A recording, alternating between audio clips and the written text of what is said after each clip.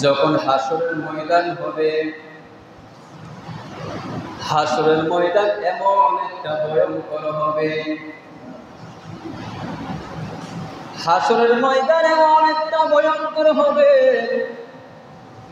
ও আমার পটিয়ার বন্ধুরা, বাবাজিরা আমার, ও আমার মুরব্বী বাবারা, যখন হাসরের ময়দান কায়েম হবে, মানুষ থর থর করে কাঁপতে থাকবে।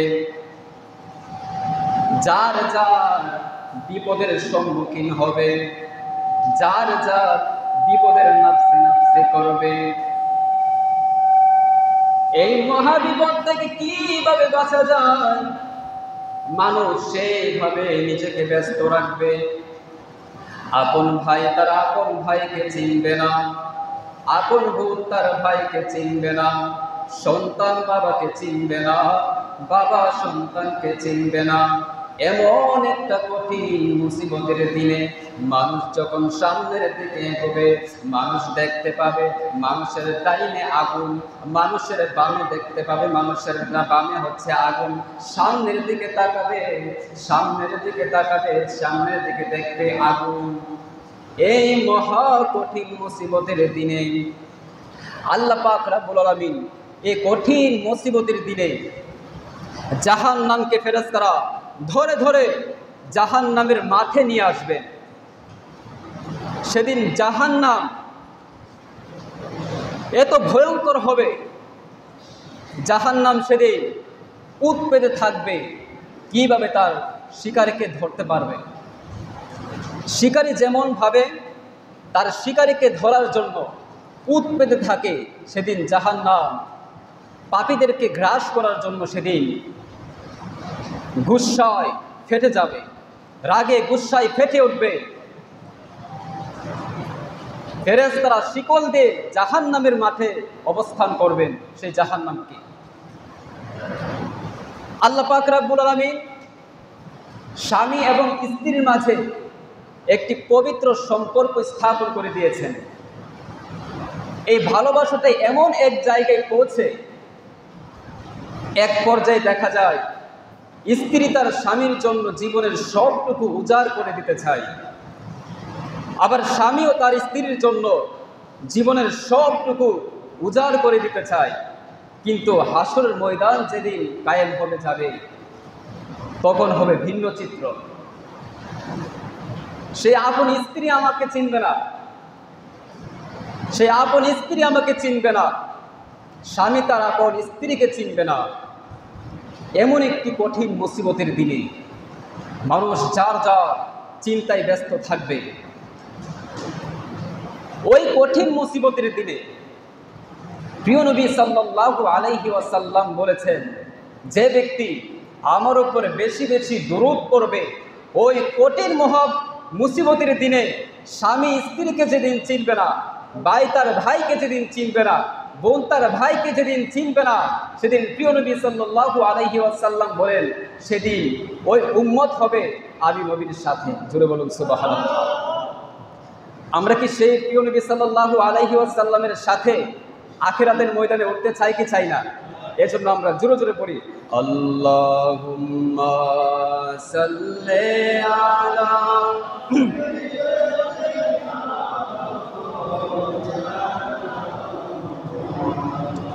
আদওয়ালা আলে সাইয়্যিদিনা।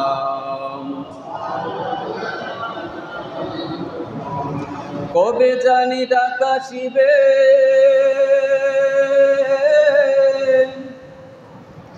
এই বাড়ি গোর ছাড়িতে, আপন পোশাক খুলে খুলে সাদা কাফন পরাতে। আল্লাহুম্মা সাল্লি আলা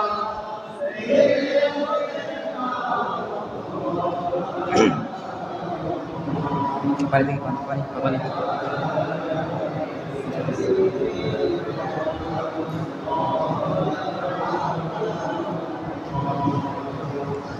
লা ইলাহা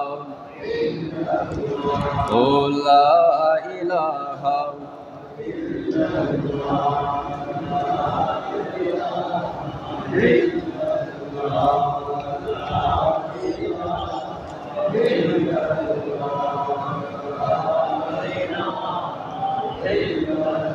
লা ইলাহা ভালো লাগে লা ইলাহা লা জোরে লা ইলাহা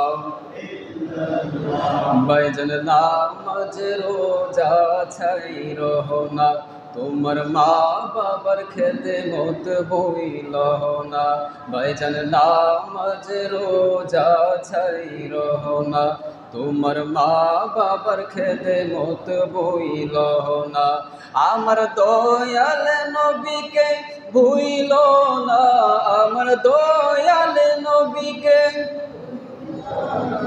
আমার দয়াল নবীর মিলাদ ছাইরো না লা ইলাহা লা জোরে লা ইলাহা লা জোরে লা ইলাহা ও লা ইলাহা ইল্লাল্লাহু লা ইলাহা লা ইলাহা ইল্লাল্লাহ লা ইলাহা ইল্লাল্লাহ লা ইলাহা লা জোরে লা ইলাহা ইল্লাল্লাহ লা ইলাহা আয় হায় দুই নয়ন তোমায় দেখিতে পারলে দুই নয়ন দেখিতে পারলে মিটে যেত প্রেম জ্বালা লা ইলাহা ইল্লাল্লাহ লা ইলাহা লা জোরে লা ইলাহা লা ইলাহা লা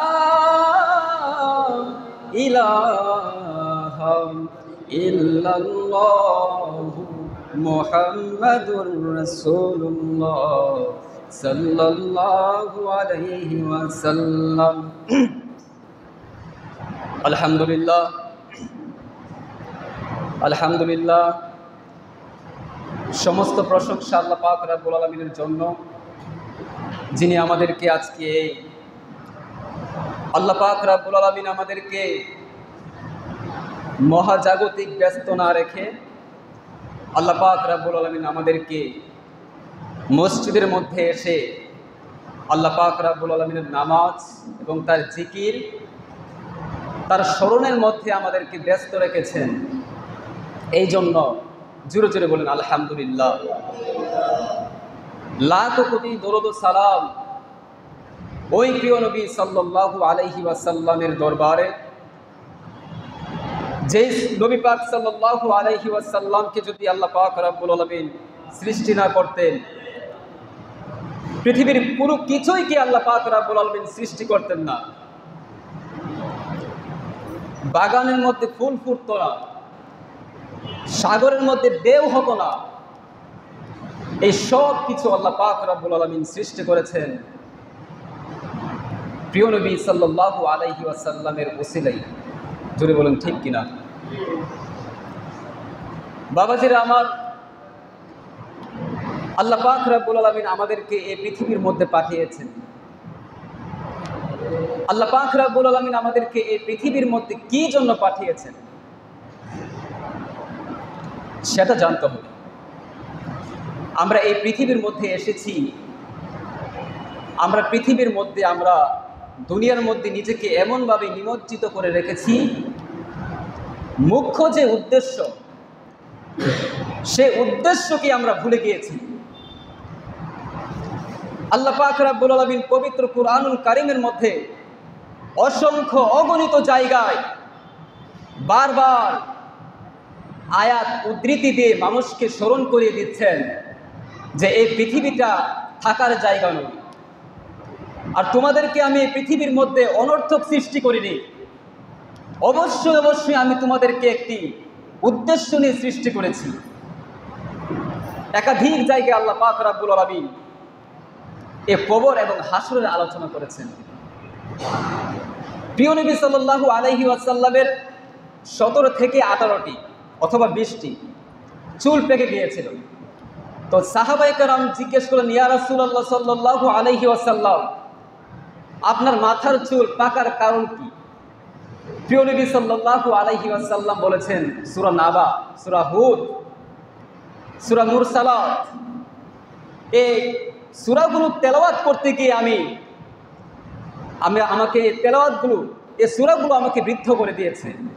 কারণ এই সূরাগুলোর মধ্যে হাসর এবং কবরের আলোচনা সবচেয়ে বেশি। আমরা ছিলাম অস্তিত্বহীন, আমাদের কোনো অস্তিত্বই ছিল না। আল্লাহ পাক রব্বুল আলামিন আমাদেরকে সৃষ্টি করেছেন এবং আমাদের মধ্যে প্রাণের সঞ্চার করেছেন, প্রাণ দিয়েছেন আল্লাহ পাক রব্বুল আলামিন, প্রাণ দিয়েছেন আল্লাহ পাক রব্বুল আলামিন। সেই প্রাণকে কি জন্য সৃষ্টি করেছেন আল্লাহ পাক রব্বুল আলামিন নিজেই বলেন, ওয়ামা খালাকাতুল জিন্না ওয়াল ইনসা ইল্লা লিয়াবুদুন। অবশ্যই অবশ্যই আমি জিন এবং মানুষকে সৃষ্টি করেছি একমাত্র আমি আল্লাহ পাক রব্বুল আলামিনের ইবাদত করার জন্য। হাসরের ময়দানে যখন আপনি যাবেন, আপনাকে এর সম্পর্কে জিজ্ঞাসিত করা হবে। আল্লাহ পাক রব্বুল আলামিনের কাছে আপনাকে ফিরেই যেতে হবে, এই পৃথিবীর মধ্যে আপনি থাকতে পারবেন না। আল্লাহ পাক রব্বুল আলামিন এই পৃথিবীর মধ্যে যে আমাদেরকে পাঠিয়েছেন, আল্লাহ পাক রব্বুল আলামিন নিজেই তা বলেছেন, ওয়ামা খালাকনাস সামাওয়াতি ওয়াল আরদা ওয়ামা বাইনাহুমা লাঈবিন। আমি তোমাদেরকে খেল তামাশার জন্য সৃষ্টি করিনি। আমি আসমান এবং জমিন এবং এই আসমান এবং জমিনের মধ্যবর্তী যা কিছু আছে সব কিছুকেই আমি আল্লাহ পাক রব্বুল আলামিন একটি উদ্দেশ্য নিয়ে সৃষ্টি করেছি। আল্লাহ পাক রব্বুল আলামিন আমাদেরকে সৃষ্টি করেছেন একটি উদ্দেশ্যে, আর আমরা সেই উদ্দেশ্যকে ভুলে গিয়ে দুনিয়া নিয়ে মজে আছি, দুনিয়ায় নিমজ্জিত আছি। আল্লাহ পাক রব্বুল আলামিন কুরআনুল কারীমের মধ্যে বলেছেন, আফাহাসিবতুম আন্নামা খালাকনাকুম আবাসাও ওয়া আন্নাকুম ইলাইনা লা তুরজাউন। তোমরা কি ভেবেছো, তোমরা কি মনে করেছো, তোমরা কি ধারণা করেছো যে আমি আল্লাহ পাক রব্বুল আলামিন তোমাদেরকে অনর্থক সৃষ্টি করেছি আর আমি আল্লাহ পাক রব্বুল আলামিনের প্রতি তোমাদের ফিরে আসতে হবে না? আয়াহসাবুল ইনসানু আইয়ুতরাকা সুদা। মানুষ কি ধারণা করে, মনে করে যে আমি আল্লাহ পাক রব্বুল আলামিন তাকে এমনিতেই ছেড়ে দেব, তাকে জিজ্ঞাসিত করব না? আল্লাহ পাক রব্বুল আলামিন আমরা এই পৃথিবীর মধ্যে যা করছি তা একটি খাতায় লিপিবদ্ধ হচ্ছে। আখিরাতের ময়দানে প্রত্যেকটি মানুষকে আমলনামা দেওয়া হবে। আমলনামা যদি হয় ভালো তাহলে জান্নাতে যাবে, আর আমলনামা যদি হয় খারাপ তাহলে তাদেরকে জাহান্নামে পাঠানো হবে। আল্লাহ পাক রব্বুল আলামিন পবিত্র কুরআনুল কারীমের মধ্যে বলেন, হাল আতা আলাল ইনসানি হিনুম মিনাদ দাহরি লাম ইয়াকুন শাইআম মাযকুরা।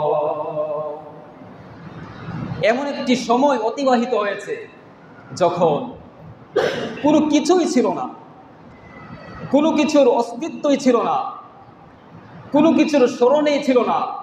সেই অস্তিত্বহীনতা থেকে আল্লাহ পাক রব্বুল আলামিন আমাদেরকে এই পৃথিবীর মধ্যে পাঠিয়েছেন একমাত্র এটা দেখার জন্য যে আমলের দিক দিয়ে কে কত ভালো। আমরা পৃথিবীর মধ্যে যা করছি তা অনুযায়ী আল্লাহ পাক রব্বুল আলামিন আমাদেরকে ফয়সালা করবেন।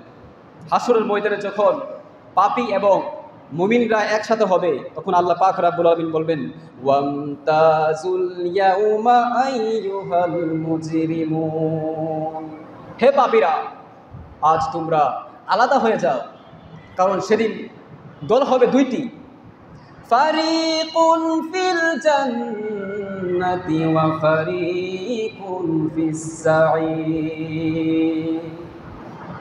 একটি দল যাবে জান্নাতের মধ্যে, আরেকটি দল যাবে জাহান্নামের মধ্যে। আল্লাহ পাক রব্বুল আলামিন এই পৃথিবীর মধ্যে আমাদেরকে যে পাঠিয়েছেন, এই পাঠানোর মধ্যে এর শুরুটা হচ্ছে জীবন দিয়ে, আর শেষটা হচ্ছে মৃত্যু দিয়ে। একদিন আমাদের কাছে সেই মৃত্যু আসবে, সেই মৃত্যুর যন্ত্রণা আসবে। প্রিয় নবী সাল্লাল্লাহু আলাইহি ওয়াসাল্লাম, প্রিয় নবী সাল্লাল্লাহু আলাইহি ওয়াসাল্লামের কাছে যখন হযরতে আজরাইল আলাইহিস সালাতু ওয়াস সালাম এসেছিলেন নবীজির জান কবজ করার জন্য, প্রিয় নবী সাল্লাল্লাহু আলাইহি ওয়াসাল্লাম আজরাইলকে বললেন, ও আজরাইল, আমার জানটা একটু আস্তে আস্তে জান কবজ করো, আমার অনেক কষ্ট হচ্ছে। তখন প্রিয় নবী সাল্লাল্লাহু আলাইহি ওয়াসাল্লামকে হযরতে জিবরাইল আলাইহিস সালাত, হযরতে আজরাইল আলাইহিস সালাতু ওয়াস সালাম বলেন, ইয়া রাসূলুল্লাহ, সৃষ্টি জগতের মধ্যে যত কিছু আছে, যত প্রাণশীল মানুষ আছে, সবথেকে সহজভাবে আপনার জান কবজ করছি। প্রিয় নবী সাল্লাল্লাহু আলাইহি ওয়াসাল্লাম বলেন, এত সহজভাবে আমার জান কবজ করা হচ্ছে, কিন্তু আমার মনে হচ্ছে যেন উহুদ পাহাড়টা আমার বুকের মধ্যে চাপিয়ে দেওয়া হয়েছে। প্রিয় নবী সাল্লাল্লাহু আলাইহি ওয়াসাল্লাম মৃত্যুর বিছানায় আম্মা জান আয়েশা সিদ্দিকা রাদিয়াল্লাহু তাআলা আনহা উরু মুবারকের মধ্যে শুয়ে আছেন। নবী করিম সাল্লাল্লাহু আলাইহি ওয়াসাল্লামের পাশেই ছিল একটি পানির পেয়ালা।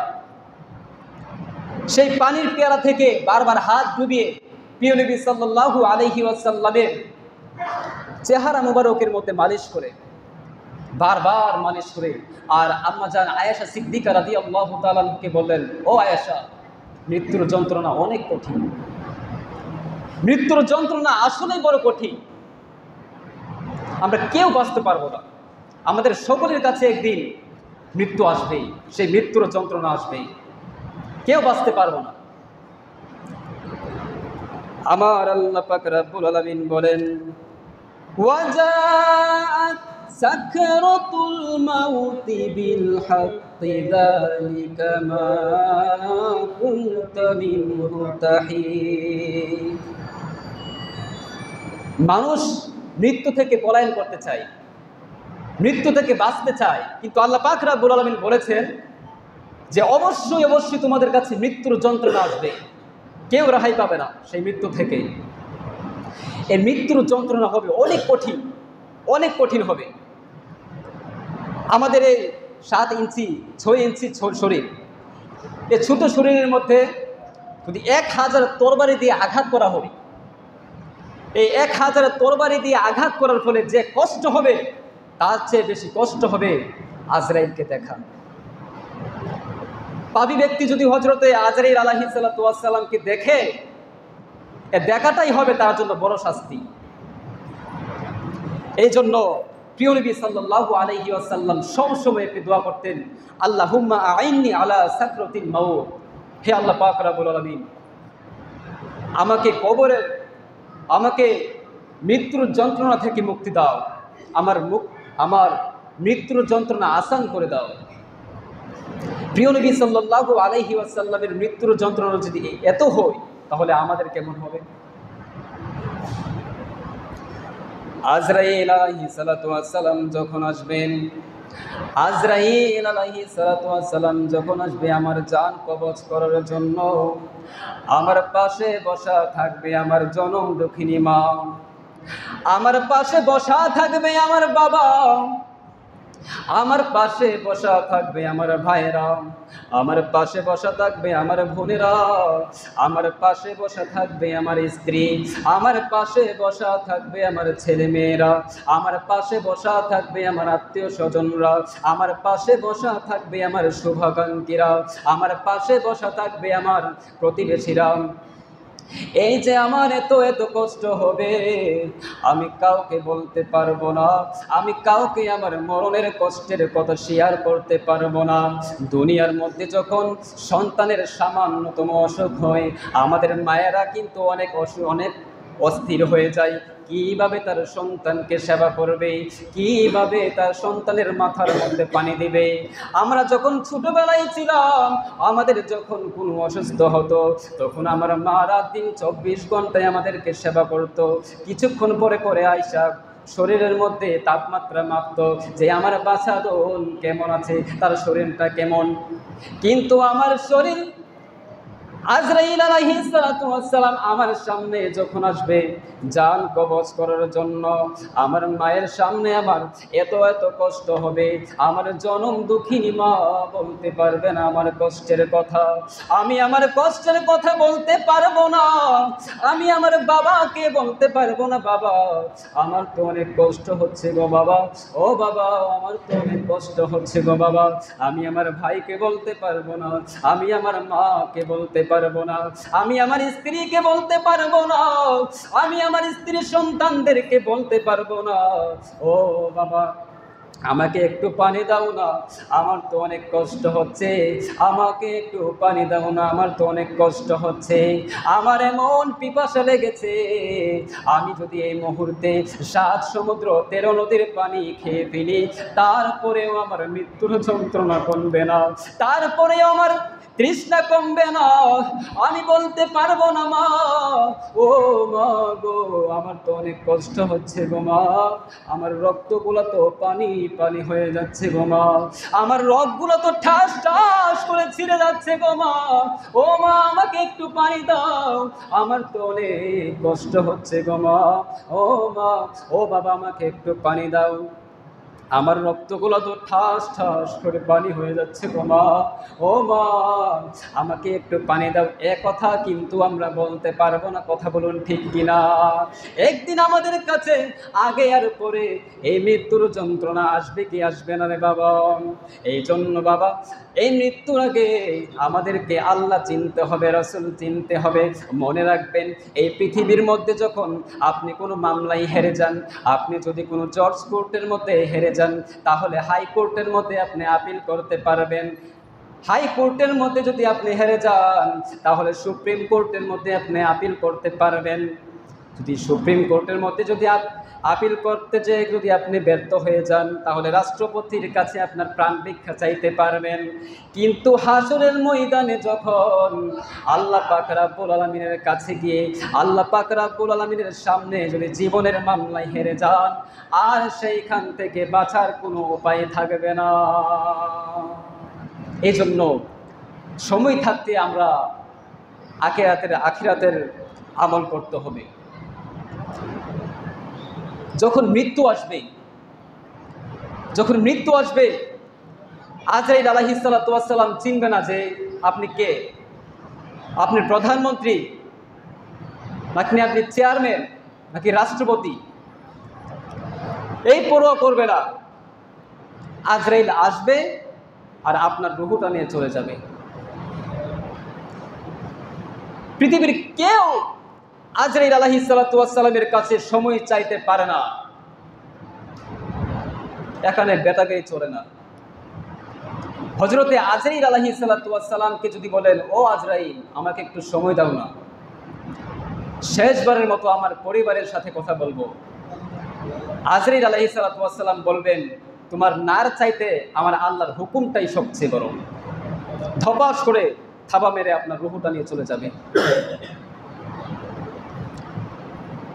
হযরতে মরিয়ম আলাইহিস সালাতু ওয়াস সালাম ছিলেন আল্লাহ পাক রব্বুল আলামিনের এক ওলি, মহান শান ছিল আল্লাহ পাক রব্বুল আলামিনের দরবারে। একদিন হযরতে জাকারিয়া আলাইহিস সালাতু ওয়াস সালাম মরিয়ম আলাইহিস সালাতু ওয়াস সালামের ঘরে গিয়ে দেখেন অনেকগুলো ফল, যেই ফলের অস্তিত্ব পৃথিবীর মধ্যে নাই। ও মৌসুমের ফল হজরতে মরিয়ম আলাইহিস সালাতু ওয়াস সালামের ঘরের মধ্যে গিয়ে পেলেন। হজরতে মরিয়ম আলাইহিস সালাতু ওয়াস সালামকে যখন হজরতে জাকারিয়া আলাইহিস সালাতু ওয়াস সালাম বললেন, ও মরিয়ম আলাইহিস সালাতু ওয়াস সালাম, এ ফল কোথা থেকে এসেছে? এ ফল তো আমাদের শহরের মধ্যে নেই, এটার মৌসুম তো এখন নেই, এ ফল কোথা থেকে এসেছে? তখন হজরতে মরিয়ম আলাইহিস সালাতু ওয়াস সালাম বললেন, আমার আল্লাহ পাক রব্বুল আলামিন আমাকে এত মহব্বত করে, আমার আল্লাহ পাক রব্বুল আলামিন জান্নাত থেকে আমার জন্য এই ফল পাঠিয়েছেন। জোরে বলুন সুবহানাল্লাহ। সে মরিয়ম আলাইহিস সালাতু ওয়াস সালাম আল্লাহ পাক রব্বুল আলামিনের কাছে কত মহান তার শান আল্লাহ পাক রব্বুল আলামিনের দরবারে। এই মরিয়ম আলাইহিস সালাতু ওয়াস সালাম একটি ছোট্ট কুঠিরের মধ্যে অবস্থান করতেন। সেই ছোট্ট কুঠিরের মধ্যে যখন অবস্থান করছিলেন, তখন মরিয়ম আলাইহিস সালাতু ওয়াস সালাম তার মাতা, মরিয়ম আলাইহিস সালাতু ওয়াস সালাম তার ছেলে ঈসা আলাইহিস সালাতু ওয়াস সালামকে ফল সংগ্রহ করার জন্য একটি বাগানের মধ্যে পাঠালেন। একটি জঙ্গলের মধ্যে হজরতে মরিয়ম আলাইহিস সালাতু ওয়াস সালাম ঈসা আলাইহিস সালাতু ওয়াস সালামকে পাঠালেন ফল সংগ্রহ করার জন্য। হজরতে ঈসা আলাইহিস সালাতু ওয়াস সালাম মায়ের আদেশ মোতাবেক তিনি চলে গেলেন ফল আনার জন্য। এমন সময় হজরতে আজরাইল আলাইহিস সালাতু ওয়াস সালাম মরিয়ম আলাইহিস সালাতু ওয়াস সালামের ঘরে তাশরীফ আনলেন। মনে রাখবেন, আজরাইল আলাইহিস সালাতু ওয়াস সালাম কারো ঘরের মধ্যে যখন যাই, সে মেহমান হিসাবে যাই না, সে যায় আপনার জান কবজ করার জন্য। আজরাইল আলাইহিস সালাতু ওয়াস সালাম এত ভয়ঙ্কর, হজরতে মরিয়ম আলাইহিস সালাতু ওয়াস সালাম আজরাইলের কঠিন চেহারা দেখে, ভয়ঙ্কর চেহারা দেখে আতঙ্কিত হয়ে গেলেন, ভয় পেলেন। সাথে সাথে জিজ্ঞেস করলেন, ও বাইরে, তুমি কে? এই ঘরের মধ্যে আপনি কেন আসলেন? কি পরিচয় আপনার? কি উদ্দেশ্য নিয়ে আইবা আপনি এই ঘরের মধ্যে এসেছেন? হযরতে আজরাইল আলাইহিস সালাতু ওয়াস সালাম বলবেন, ও ঈসা জননী, ও মুসা, ও ঈসা আলাইহিস সালাতু ওয়াস সালামের মা, আমার নাম হচ্ছে মালাকুল আজরাইল।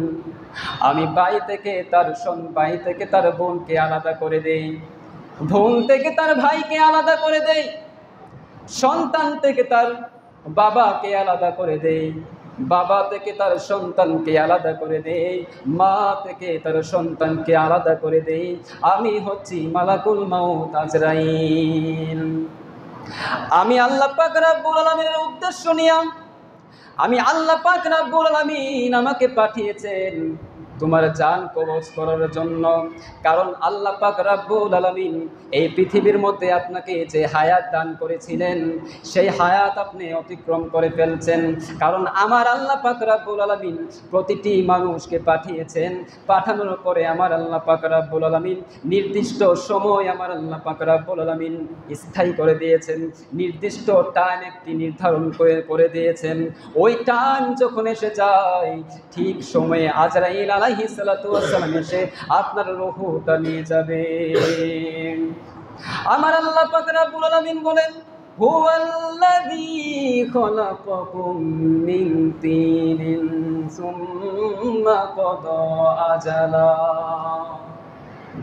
আর তিনি তোমাদেরকে মাটি থেকে সৃষ্টি করেছেন এবং সৃষ্টি করার পর একটি সময় নির্ধারণ করে দিয়েছেন। এই সময় মোতাবেক হযরতে আজরাইল আলাইহিস সালাতু ওয়াস সালাম আপনার সামনে আসবেন।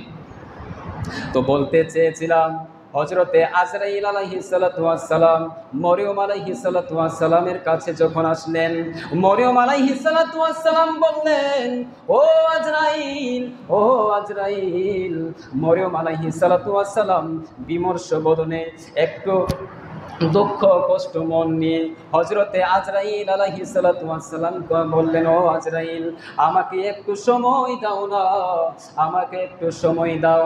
আমি আমার ছেলেকে পাঠিয়েছি একটা কাজে, আমার সন্তানকে আমি একটা কাজে পাঠিয়েছি।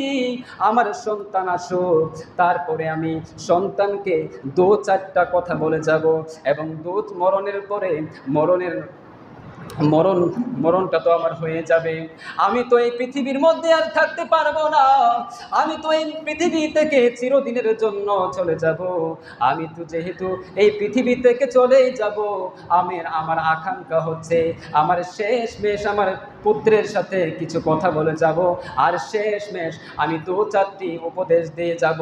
হযরতে আজরাইল আলাইহিস সালাতু ওয়াস সালাম বললেন, ও মরিয়ম আলাইহিস সালাতু ওয়াস সালাম, আমার আল্লাহ পাক রব্বুল আলামিনের নিয়ম হচ্ছে, ওয়ালিকুল্লি উম্মাতিন আজালুন ফাইযা জাআ আজালুহুম লা ইস্তাখিরুনা সাআতাও ওয়া লা ইস্তাকদিমুন। আমার আল্লাহ পাক রব্বুল আলামিন প্রতিটি মানুষের জন্য একটি নির্দিষ্ট টাইম রেখেছেন। যখন সেই টাইম চলে আসে, না মানুষ সেই মৃত্যু থেকে 1 মিনিট আগে আসতে পারে, না 1 মিনিট পিছিয়ে নিয়ে আসতে পারে। ঠিক সময়ে আজরাইল আলাইহিস সালাতু ওয়াস সালাম এসে আপনার জানটা নিয়ে যাবে। কথা বলুন ঠিক কিনা? মরিয়ম আলাইহিস সালাতু ওয়াস সালামকে বললেন, ও মরিয়ম আলাইহিস সালাতু ওয়াস সালাম, তোমাকে অবশ্যই আমার সাথে সাথে যেতে হবে। মরিয়ম আলাইহিস সালাতু ওয়াস সালাম সাথে সাথে বললেন, ও আজরাইল, আমি তো চলেই যাব, আমি তো আল্লাহ পাক রব্বুল আলামিনের আদেশ অমান্য করছি না, এবং আমি মৃত্যুকেও ভয় করি না।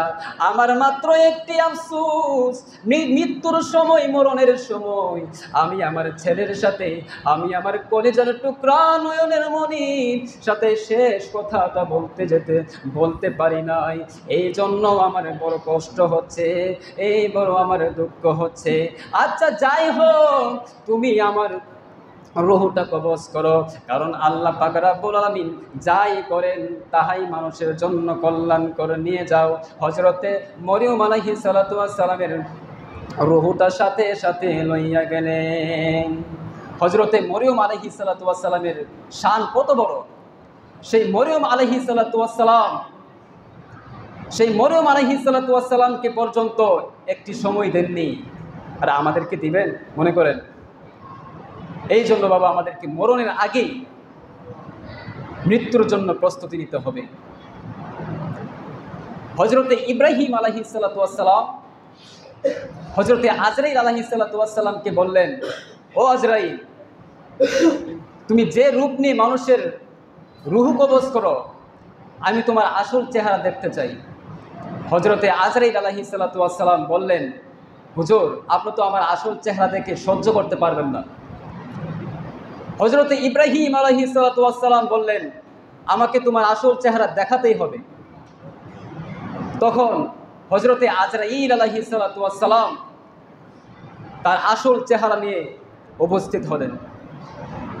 হযরতে ইব্রাহিম আলাইহিস সালাতু ওয়াস সালাম আজরাইলের কঠিন ভয়ঙ্কর চেহারা দেখে মাটিতে লুটে পড়লেন, ছটফট করতে লাগলেন। হযরতে আজরাইল আলাইহিস সালাতু ওয়াস সালামের চেহারা দেখে এত ভয়ঙ্কর হবে, এত কঠিন হবে, আজরাইল আলাইহিস সালাতু ওয়াস সালামকে দেখা আমরা কেউ বাঁচতে পারবো না হযরতে আজরাইল আলাইহিস সালাতু ওয়াস সালামের থাবা থেকে। আল্লাহ পাক রব্বুল আলামিন আমাদের সকলকে মৃত্যুর আগে যেন ভালো কাজ করে আল্লাহ পাক রব্বুল আলামিনের দেখানো পথে, রাসূল করিম সাল্লাল্লাহু আলাইহি ওয়াসাল্লামের দেখানো পথে আমরা চলে আখিরাতকে সুন্দর করতে পারি। সেই জন্য আল্লাহ পাক রব্বুল আলামিন আমাদেরকে তৌফিক দান করুন। ওয়া মা আলাইনা ইল্লাল বালাগ। আসসালামু আলাইকুম ওয়া রাহমাতুল্লাহি ওয়া বারাকাতুহু। যারা সুন্নাত পড়েন নাই, সুন্নাত পড়ে নেন।